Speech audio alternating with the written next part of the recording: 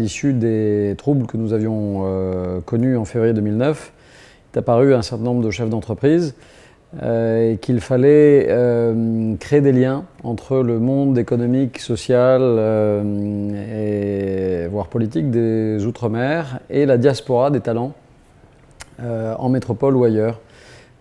Pour que cette diaspora envisage à nouveau ses territoires d'origine comme des opportunités possibles, soit pour leur carrière, soit pour y porter des projets. Et donc nous avons fait une première opération en septembre 2009 qui avait réuni à peu près 450 personnes. En 2010, nous avons réuni près de 600 personnes, toujours à l'époque à la Cité de la Villette. Et en 2011, nous avons fait pour la première fois l'événement au pavillon Gabriel, sous le haut patronage du président de la République. Et nous avions eu 950 personnes. Donc en 2013, il s'agit de la 4e édition, qui est à nouveau placée sous le haut patronage du président de la République. Nous espérons pouvoir toucher un public encore plus large, probablement 1200-1300 personnes. La date du 13 avril est une date beaucoup plus favorable que la rentrée de septembre pour tous les étudiants qui cherchent soit un stage pour l'été, soit commencent à chercher leur premier emploi à l'issue de leurs études. Mais la journée Outre-mer Développement n'est pas uniquement ciblée vers les étudiants, c'est aussi un moment de networking entre les chefs d'entreprise qui ont l'occasion de se retrouver à un seul endroit à cette occasion et tous les professionnels issus de la diaspora qui vivent et travaillent en métropole mais continuent de s'intéresser à ce qui se passe dans leur territoire d'origine. Le thème général de la journée qui est toujours axé autour du développement en Outre-mer, c'est le seul biais de cette journée qui autrement est totalement apolitique et sans point de vue. La journée Outre-mer Développement n'est qu'une plateforme, elle ne passe aucun message, c'est ceux qui sont invités qui créent le débat et les promoteurs de la journée que nous sommes avec quelques-uns qui m'entourent, Marwan Bejgan, François Brichand, Guillaume Galette, sont convaincus que du débat jaillit la vérité. Mais nous, en tant qu'organisateurs, nous n'avons aucun point de vue particulier et nous ne cherchons à promouvoir aucun point de vue, si ce n'est que cette journée est dédiée au développement et au retour des talents pour promouvoir ce développement. Le thème général choisi, c'est les Outre-mer à la recherche d'un nouveau développement. On sent quand même qu'on est dans les Outre-mer à la fin d'un cycle et qu'on peine à réinventer le prochain cycle de développement qui doit permettre de recréer de l'emploi et de recréer une dynamique qui nous fasse échapper soit au vieillissement, soit tout simplement au déclin démographique.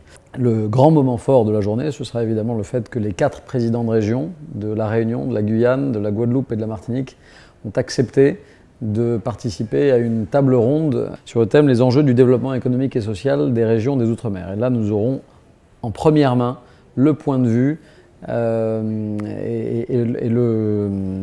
point de vue et la discussion entre les 4 présidents de région, ce qui est un moment qui devrait être très fort et évidemment rarissime. On va évidemment parler des enjeux de la loi sur la vie chère en Outre-mer, de ses conséquences, des enjeux des régions ultra-périphériques et de la coopération régionale, qui sont des thèmes qui sont de plus en plus développés par les exécutifs régionaux. Juste après le déjeuner, nous aurons un moment très fort autour d'un moment classique à la GUMD, qui est de se repencher un peu sur notre histoire, l'histoire des Outre-mer, et nous allons aborder cette question à travers le thème « Conquérir les libertés en Outre-mer, hier, aujourd'hui et demain », animé par l'historien Fabrice d'Almeida. Nous aurons la présence de Christiane Taubira, garde des Sceaux, qui viendra donner son point de vue.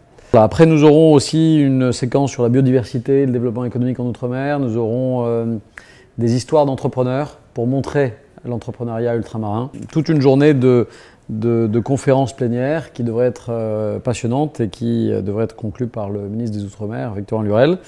Alors ça, c'est pour une salle plénière qui peut recevoir 500 personnes à peu près. À l'étage, nous avons une salle plus technique qui permet d'aborder de nombreux thèmes très concrets et d'intérêt très ciblé. Toute la matinée sera consacrée aux ressources humaines en Outre-mer. Quels sont les métiers en tension? On a les directeurs des 4 pôles emploi des DOM qui seront là pour en parler. On aura un atelier sur des responsables ressources humaines autour de la question de travailler outre-mer quels sont les enjeux, les pièges à éviter, les opportunités, des retours d'expérience de ceux qui l'ont fait. Donc voilà, ça c'est vraiment une matinée consacrée à tous ceux qui envisagent de retourner, de revenir. Et puis l'après-midi, des choses plus techniques. Voilà, qu'est-ce qui reste de la défiscalisation, qu'est-ce qu'on peut encore faire, quels vont être concrètement les impacts de la loi Lurel, quels sont les outils du financement de projets dans les Outre-mer. On va avoir un atelier sur l'énergie, hein, c'est au cœur du développement ultramarin, c'est comment est-ce qu'on alimente nos territoires en énergie.